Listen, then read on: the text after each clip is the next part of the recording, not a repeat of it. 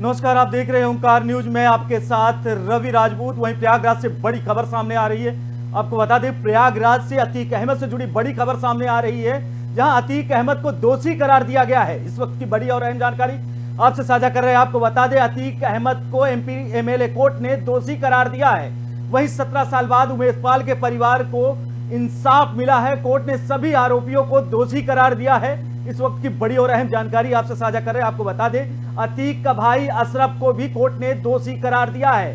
वहीं कल गुजरात के साबरमती जेल से यूपी पुलिस प्रयागराज के नैनी जेल लेकर आई थी। आज कोर्ट में पेशी हुई, जिसके बाद कोर्ट ने यह फैसला सुनाया। इस वक्त की बड़ी और अहम जानकारी आपको बता दें, 17 साल बाद उमेश पाल के परिवार को इंसाफ मिला है। कोर्ट ने सभी आरोपियों को दोषी करार दिया है। अतीक का भाई अशरफ भी दोषी करार दिया गया है। आपको बता दें, 17 साल बाद यह फैसला आया है। वहीं यूपी पुलिस गुजरात के साबरमती जेल से अतीक को प्रयागराज के नैनी जेल कल लेकर आई थी। कल शाम नैनी जेल लेकर आई थी। 5:30 बजे अतीक प्रयागराज के नैनी जेल पहुंचा था, जिसके बाद से पूरी रात नैनी सेंटर जेल में रहा। वहीं सुबह कोर्ट में जब पेशी हुई तो कोर्ट ने सभी आरोपियों को दोषी करार दिया है।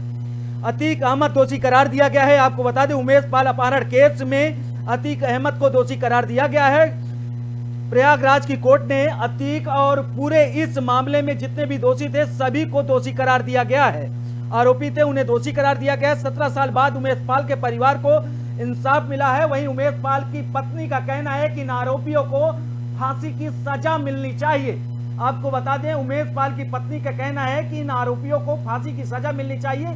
वहीं कुछ समय बाद अदालत अपना फैसला सुनाएगी कि आखिर इनको कौन सी सजा और कितने दिन की सजा कोर्ट इन्हें कौन सी सजा देती है। आपको बता दें, एमपी एमएलए कोर्ट ने उमेश पाल अपहरण केस में सभी आरोपियों को दोषी करार दिया है, जिसमें आज उमेश पाल अपहरण मामले में आज प्रयागराज की एमपी एमएलए कोर्ट ने इन्हें दोषी करार दिया है। माफिया अतीक अहमद और अशरफ कोर्ट में पेश हुए।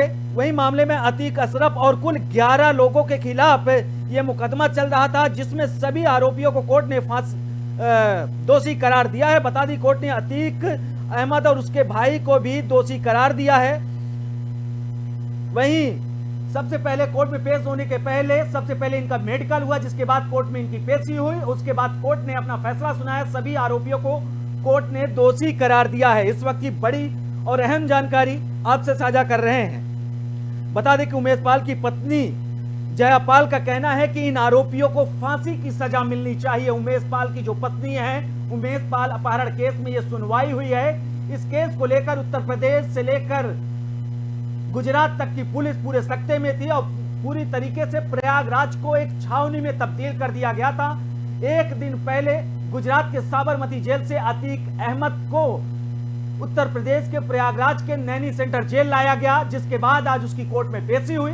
पेशी होने के बाद कोर्ट ने आज यह फैसला सुनाया है। फिलहाल कोर्ट ने कहा है कि ये सभी आरोपी दोषी हैं। इस वक्त की बड़ी और अहम जानकारी आपसे साझा कर रहे हैं। उन्होंने आगे कहा कि हम डरने वाले नहीं हैं। वहीं उमेश पाल की पत्नी का कहना है कि हम इन माफियाओं के कारण डर के साए में रहते हैं। ये उमेश पाल की पत्नी का बयान है।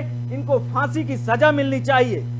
दूसरी तरफ उमेश पाल के आवास के बाहर भी आज सुरक्षा बढ़ाई गई है। उमेश पाल की पत्नी जहां रहती हैं, जहां उनका आवास है, जहां उनका घर है, वहां पे भी सुरक्षा के पुख्ता इंतजाम किए गए हैं। इलाहाबाद को पूरी तरीके से छावनी में तब्दील कर दिया गया है।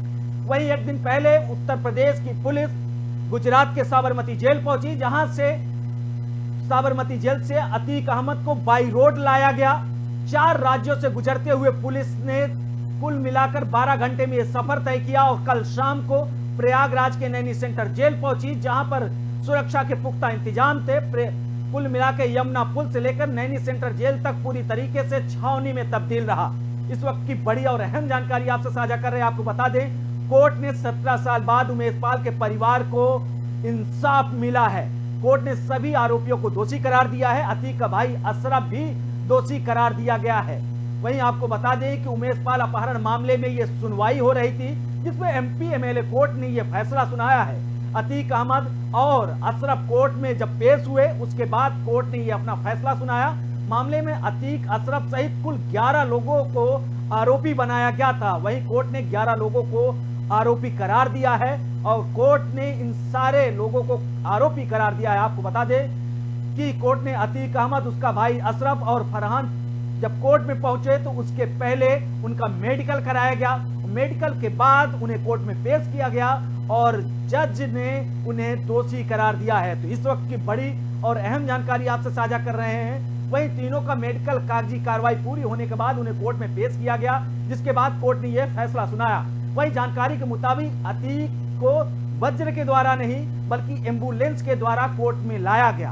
अतीक और अशरफ की तरफ से 19 वकील मौजूद किए गए थे। अतीक की तरफ से 19 वकील किए गए थे कि अतीक का ये केस लड़ सके, लेकिन अतीक और कुल मिलाकर 11 आरोपियों को कोर्ट ने दोषी करार दिया है।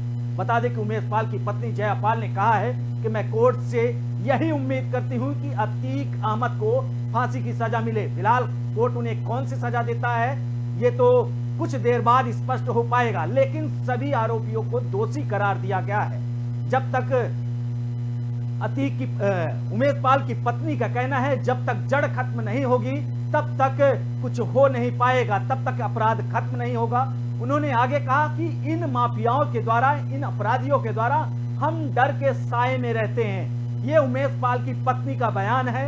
उनका साफ साफ कहना है कि इन माफियाओं और अपराधियों के द्वारा हम डर के साए में रहते हैं। दूसरी तरफ प्रयागराज में उमेश पाल के आवास के बाहर सुरक्षा के पुख्ता इंतजाम किए गए हैं।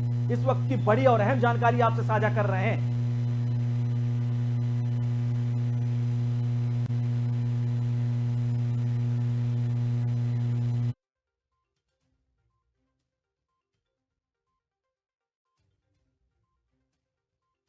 हमारे संवाददाता बिलाल राजपूत हमारे साथ जुड़ गए हैं। बिलाल, आज आखिरकार अतीक और इन 11 आरोपियों को पूरी तरीके से आरोपी ठहराया गया, जो दोषी थे इनको आरोपी ठहराया गया है। फिलहाल क्या कुछ अपडेट, क्या कुछ जानकारी?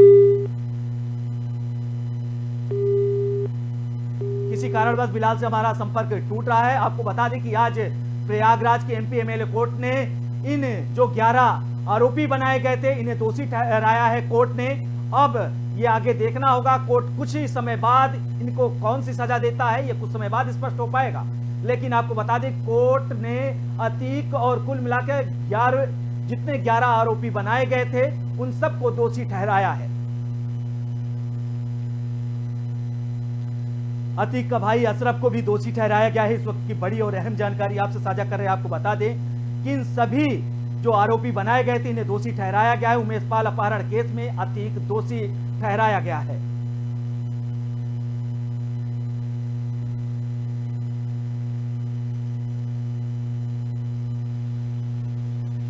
वहीं बिलाल, हमारा अगला प्रश्न आपसे यही है कि आज आखिरकार जो आज 4 दिन से ये सुर्खियां बटोर रही थी खबर, अतीक अहमद और 11 जो आरोपी थे आज उन्हें दोषी ठहराया गया है। फिलहाल क्या कुछ जानकारी, क्या कुछ अपडेट?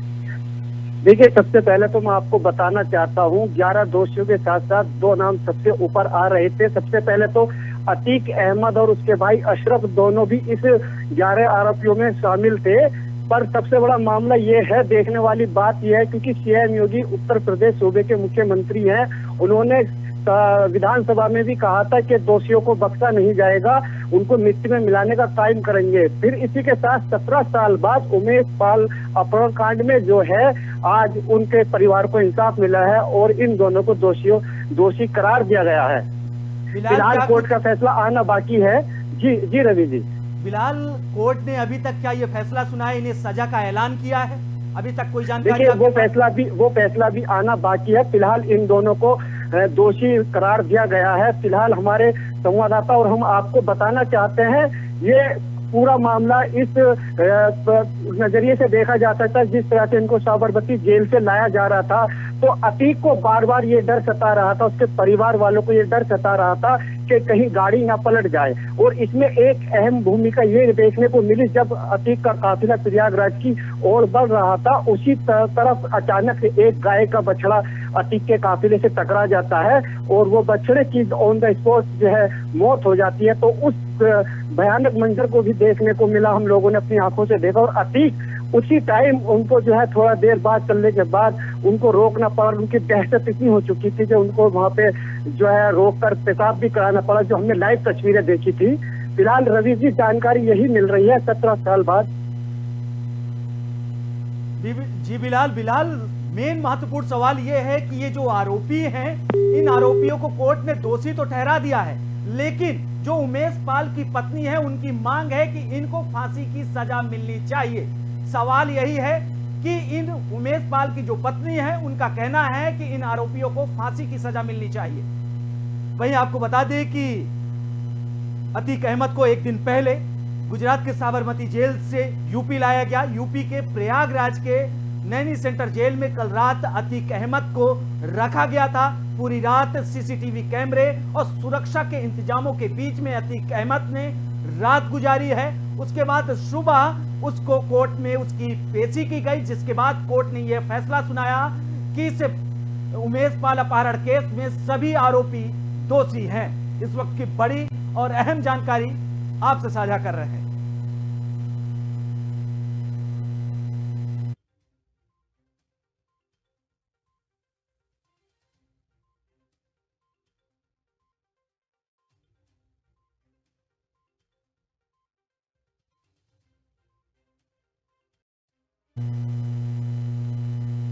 वहीं बढ़ते हैं अगली खबर की ओर। मंगलवार यानी आज संसद की कार्रवाई 11वां दिन है, लेकिन लोकसभा और राज्यसभा की कार्रवाई शुरू होते ही स्थगित कर दी गई। लोकसभा में विपक्षी सांसदों ने स्पीकर पर कागज के टुकड़े फेंके, जिसके बाद सदन की कार्रवाई स्थगित कर दी गई। वहीं राज्यसभा में भी सभापति जगदीप धनखड़ ने विपक्षी सांसदों की नारेबाजी के चलते सदन को स्थगित कर दिया है। पिछले 10 दिनों के दौरान संसद में कामकाज न के बराबर हुआ है। वहीं जानकारी के मुताबिक संसद का मौजूदा बजट सत्र का दूसरा चरण 6 अप्रैल से पहले 1-2 दिन में खत्म हो सकता है। बता दें कि लोकसभा सचिवालय के राहुल गांधी को बंगला खाली करने के नोटिस पर कांग्रेस अध्यक्ष मल्लिकार्जुन खड़गे ने कहा है कि सरकार राहुल गांधी को कमजोर करने की हर संभव कोशिश करेगी। अगर वे बंगला खाली करते हैं तो अपनी मां के साथ या मेरे साथ रह सकते हैं। मैं एक बंगला खाली कर दूंगा, ये कांग्रेस के राष्ट्रीय अध्यक्ष मल्लिकार्जुन खड़गे ने कहा है। मल्लिकार्जुन खड़गे ने कहा है, आपको बता दें कि आज संसद और राज्यसभा दोनों की कार्यवाही आज पूरी तरीके से स्थगित कर दी गई, जिसके बाद कुल मिलाकर राहुल गांधी पे बहस हुई। बहस होते ही मान कुछ समय बाद संसद की कार्रवाई नहीं चली और चंद घंटों बाद ये कार्रवाई स्थगित कर दी गई। वहीं कांग्रेस के राष्ट्रीय अध्यक्ष मल्लिकार्जुन खड़गे ने कहा है कि कुल मिलाकर सदन का कहना है कि बंगला राहुल गांधी खाली करे। राहुल गांधी बंगला खाली कर देंगे, लेकिन वो अपनी मां और हमारे साथ रह सकते हैं। ये कांग्रेस के राष्ट्रीय अध्यक्ष मल्लिकार्जुन खड़गे ने कहा है। आपको बता दें कि सत्र शुरू होने से पहले स्थगित हो गया है। इस वक्त की आपको बता दें राहुल गांधी को लेकर सदन में जो हंगामा हुआ और सुबह से ही सदन हंगामे की भेंट चढ़ गया। सत्र शुरू होने से पहले ही सदन स्थगित हो गया है। आपको बता दें कि कांग्रेस के राष्ट्रीय अध्यक्ष मल्लिकार्जुन खड़गे ने यह सदन में कहा कि राहुल गांधी का बंगला खाली करा दिया गया है, लेकिन सवाल यही है कि राहुल गांधी के बंगला खाली कराने से कांग्रेस पीछे हटने वाली नहीं है। भारतीय जनता पार्टी को हर चुनौती देगी कांग्रेस। और ये मल्लिकार्जुन खड़गे ने सदन में कहा है कि राहुल गांधी बंगला तो खाली कर देंगे, लेकिन वो अपनी मां और हमारे साथ रह सकते हैं। वो सदन में इस बात को लेकर इजाजत मांग रहे थे, लेकिन सदन में हंगामे के कारण आज सदन की कार्रवाई स्थगित कर दी गई। तो राहुल को लेकर सदन में यह हंगामा हुआ, जिसके बाद सदन की कार्रवाई स्थगित कर दी गई। वही सदन का आज 11वां दिन था, जो हल्ला के यानी कहा जाए हंगामे के भेंट चढ़ गया।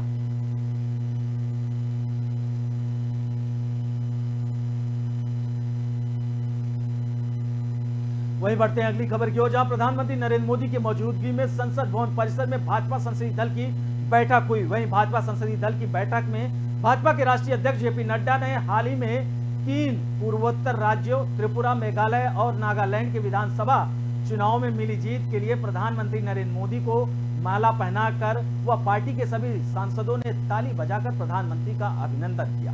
इससे पूर्व संसदीय दल की तरफ से प्रधानमंत्री नरेंद्र मोदी का स्वागत करते हुए केंद्रीय संसदीय कार्य मंत्री प्रहलाद जोशी ने तीनों राज्यों की जीत और शानदार बजट के लिए प्रधानमंत्री नरेंद्र मोदी को बधाई देते हुए सांसदों की तरफ से उनका अभिनंदन किया, आभार व्यक्त किया। दरअसल प्रधानमंत्री नरेंद्र मोदी की मौजूदगी में संसद भवन परिसर में बैठक हुई, जिसमें पार्टी के राष्ट्रीय अध्यक्ष जेपी नड्डा, केंद्रीय गृह मंत्री अमित शाह और नितिन गडकरी के अलावा मोदी सरकार के मंत्री और भाजपा के दोनों सदनों के सांसद भी शामिल हुए। बजट सत्र के दूसरे चरण के दौरान भाजपा संसदीय दल की पहली बैठक हो रही है, इसलिए इसे आगामी रणनीति के लिहाज से महत्वपूर्ण माना जा रहा है। आपको बता दें कि आज भाजपा के कुल मिला आगामी चुनाव को लेकर आज इस बैठक हुई, जिसमें ये एक तैयारी की गई, जिसमें नितिन गडकरी, अमित शाह और तमाम जो प्रहलाद जोशी, तमाम मंत्री और तमाम सांसद मौजूद रहे। वहीं प्रधानमंत्री नरेंद्र मोदी का प्रहलाद जोशी ने स्वागत और अभिनंदन किया। वहीं 3 राज्यों में शानदार जीत की उन्होंने बधाई भी दी और आगामी यानी कहा जाए कि जो बजट पास हुआ है उसके लिए भी उन्होंने बधाई दी है। तो कुल मिलाकर भाजपा का संसदीय दल की आज बैठक की, जिसमें प्रधानमंत्री नरेंद्र मोदी की सभी भाजपा के कार्यकर्ता और यूं कहा जाए कि मंत्री और सांसदों ने प्रधानमंत्री नरेंद्र मोदी का आभार व्यक्त किया है, उन्हें धन्यवाद दिया है। वहीं ये सामने है कि इस संसदीय दल की बैठक के बाद ये माना जा रहा है कि आने वाले कल में जो भी विधानसभा के चुनाव है या आने वाले 2024 में लोकसभा के चुनाव है, उसको लेकर रणनीति भी बनाई गई है। प्रधानमंत्री नरेंद्र मोदी आज संसदीय दल की बैठक में मौजूद रहे, जिनके स्वागत के लिए भाजपा के राष्ट्रीय अध्यक्ष जेपी नड्डा मौजूद रहे। उन्होंने उनका स्वागत किया और स्वागत करने के बाद उन्होंने प्रधानमंत्री नरेंद्र मोदी को बजट को लेकर और 3 राज्यों में जीत को लेकर उन्हें बधाई दी है।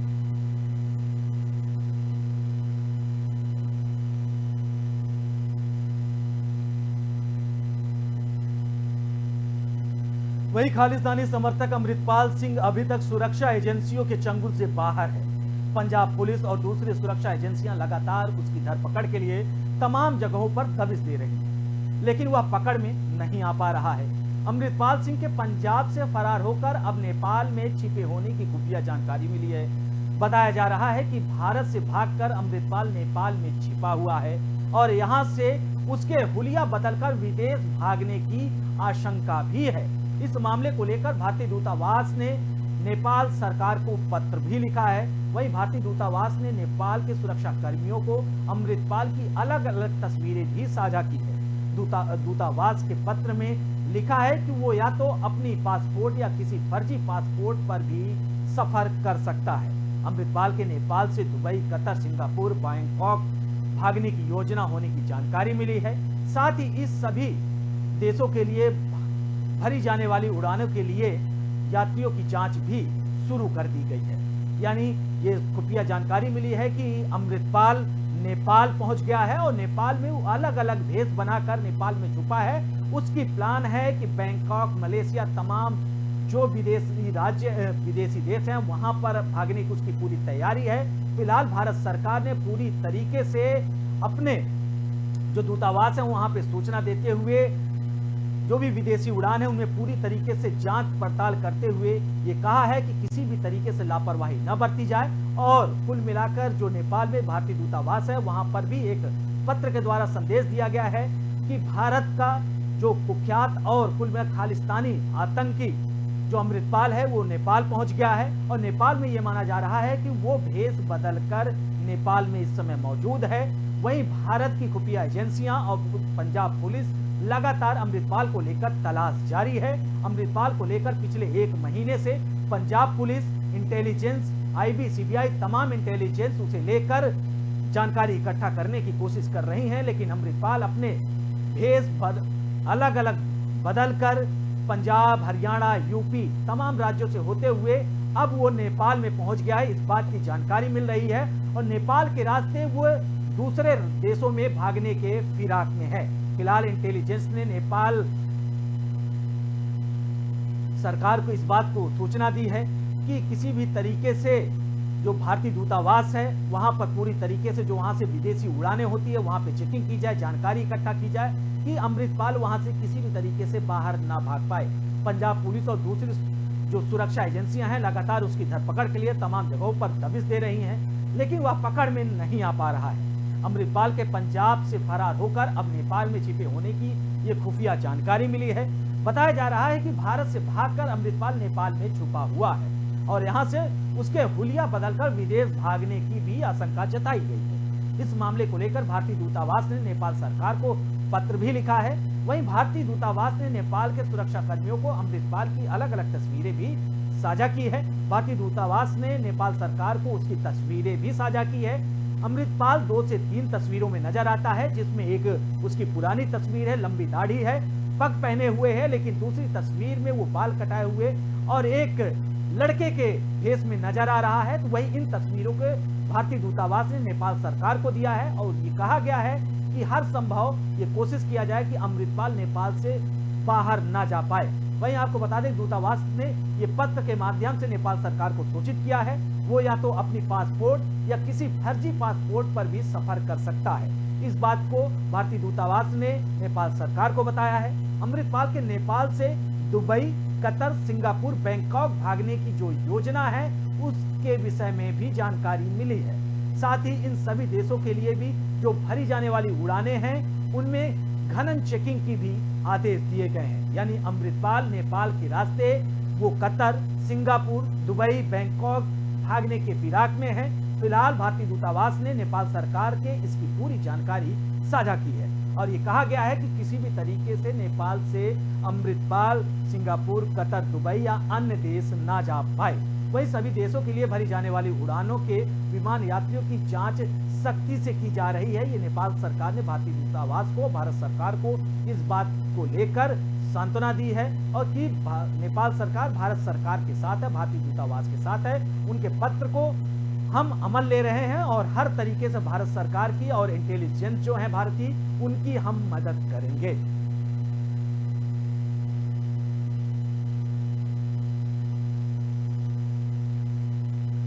वहीं दिल्ली में शराब नीति के मामले और फ्री बिजली स्कीम को लेकर विवाद बढ़ता जा रहा है। केजरीवाल सरकार में ऊर्जा मंत्री आतिशी ने सोमवार को उपराज्यपाल वीके सक्सेना पर फ्री बिजली रोकने के लिए साजिश रचने का आरोप लगाया है। आतिशी ने राज्यपाल के चीफ सेक्रेटरी पर बिजली विभाग के कंपनियों को फायदा पहुंचाने के लिए सांठगांठ करने का भी दबाव किया है। उन्होंने कहा है कि एलजी और जो फ्री बिजली जो कंपनियां हैं उनसे एलजी की सांठगांठ है, ये आतिशी ने आरोप लगाया है। वहीं ऊर्जा मंत्री ने एक प्रेस कॉन्फ्रेंस में कहा है कि कुछ ऐसे तथ्य सामने आए हैं जो कई सारे सवाल खड़े करते हैं। आतिशी ने कहा है कि दिल्ली में फ्री बिजली को रोकने की साजिश चल रही है क्योंकि फ्री बिजली स्कीम की फाइलें मुख्यमंत्री और ऊर्जा मंत्री को दिखाई ही नहीं जा रही है। ये आतिशी ने एलजी पर सीधा आरोप लगाया है। उन्होंने कहा कि कुल मिलाकर दिल्ली सरकार और दिल्ली यानी कि आम आदमी पार्टी को एलजी हर संभव रोकने की जो उनकी रणनीति है वो बना रहे हैं और जो उनकी फाइलें हैं बिजली विभाग की, क्योंकि दिल्ली सरकार आम आदमी पार्टी फ्री बिजली की जो उसकी स्कीम है जिससे जनता खुश रहती है, एलजी उसे पूरी तरीके से बंद करना चाहते हैं। इससे पता चलता है कि कुछ तो गड़बड़ है, ये आतिशी ने आरोप लगाया है। वहीं आपको बता दें कि पिछले कई सालों से आपको पता है कि एलजी और आम आदमी के बीच में टकराव चल रहा था। वहीं शराब मामले के बाद अब एक बार फिर से बिजली मामला दिल्ली में पकड़ता आ रहा है। एलजी और आम आदमी के बीच में, आम आदमी पार्टी के बीच में जो तनातनी थी एक बार फिर से देखने के लिए मिल रही है। वहीं ऊर्जा मंत्री आतिशी ने एलजी पर सीधा आरोप लगाया है कि आम आदमी पार्टी के किसी भी कार्य में, हर एक कार्य में एलजी हस्तक्षेप करते हैं। वहीं बिजली विभाग की जो फाइलें हैं उसे भी रोकने की कोशिश की जा रही है। ये आतिशी ने एलजी पर सीधा आरोप लगाया है। शराब नीति के बाद आपको बता दें कि बिजली पर अब दिल्ली में टकराव जारी है। वहीं ऊर्जा मंत्री आरसी मरलेना ने सीधा एलजी पर आरोप लगाया है। उन्होंने कहा फ्री बिजली रोकने की साजिश चल रही है। ये सीधे सीधे ऊर्जा मंत्री आरसी मरलेना ने एलजी पर सीधा आरोप लगाया है। तो शराब नीति के बाद अब दिल्ली में एक बार फिर से ऊर्जा के रूप में ये टकराव देखने के लिए मिल रहा है। अभी ये सामने आएगा कि क्या आम आदमी पार्टी और एलजी के बीच में सामंजस्य की स्थिति बनती है या नहीं। वहीं अगर देखा जाए, पिछला रिकॉर्ड उठाया जाए तो आम आदमी पार्टी और एलजी के बीच में लगातार टकराव बना रहा है, चाहे शराब नीति को लेकर हो, अब वहीं बिजली सप्लाई को लेकर हो। गर्मी का मौसम आ गया है जिसको लेकर दिल्ली में बिजली अधिक खपत होगी, जिसको लेकर ऊर्जा विभाग सचेत है और बिजली को पूरी करने के लिए, पूर्ण करने के लिए हर संभव कोशिश कर रहा है। वहीं आतिशी मरलेना यानी ऊर्जा मंत्री का कहना है कि एलजी आम आदमी पार्टी को पूरी तरीके से दबाने की कोशिश कर रहे हैं, उनकी हर फाइलें रोकने की कोशिश कर रहे हैं। ये आतिशी मरलेना दिल्ली की जो ऊर्जा मंत्री है उनका ये सीधा एलजी पर आरोप है।